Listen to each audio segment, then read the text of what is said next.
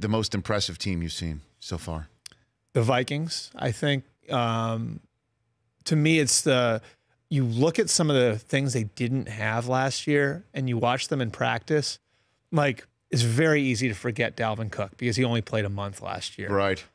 But my God, was he electric. Wasn't wearing a brace. And you watch him, and you've been out at these practices. They weren't even wearing pads. But you know, like, when it almost looks like somebody sees things faster and then is moving faster than everybody else. And that's what Cook looked like. So add that and add Kirk Cousins to what they already had offensively. And then you look at Sheldon Richardson physically and what he could bring with all the other pieces they have defensively. They look like they're loaded. And it's going to be interesting to see them coming back off of a bad loss in the NFC Championship game. Kirk Cousins is now in a very different position. I mean, he's been under a lot of pressure the last 3 years, right? Playing for contracts, not necessarily entrenched as a starting quarterback long term. Now he's got his contract. He's entrenched there. How is that going to affect him? They've got a new offensive coordinator in John DeFilippo. They're going to be installing some of the RPO stuff we saw in Philly. They're very talented. And there's just a lot of intriguing storylines there. And they've added pieces, whether it's a guy coming back from injury and a Cook or free agents like Cousins and Richardson, that should send the signal to everyone in that locker room. Our front office believes that we're in a championship window.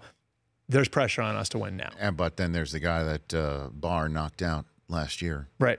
Who's back looking better than ever. And Aaron Rodgers. Which is why when people have asked me, is Minnesota the easy pick in the North? No. No. As long as Aaron Rodgers is upright, the Packers have a shot. And look, Jimmy Graham looked great the day I was there. Jimmy Graham looked great.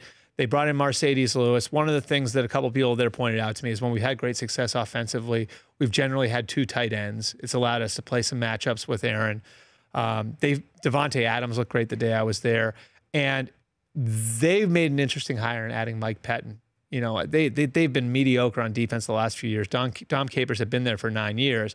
You bring in Pettin, and now they've got all these big, long corners. They drafted Josh Jackson. They drafted Jair Alexander. Kevin King's a second-year player for them. They look like a different team.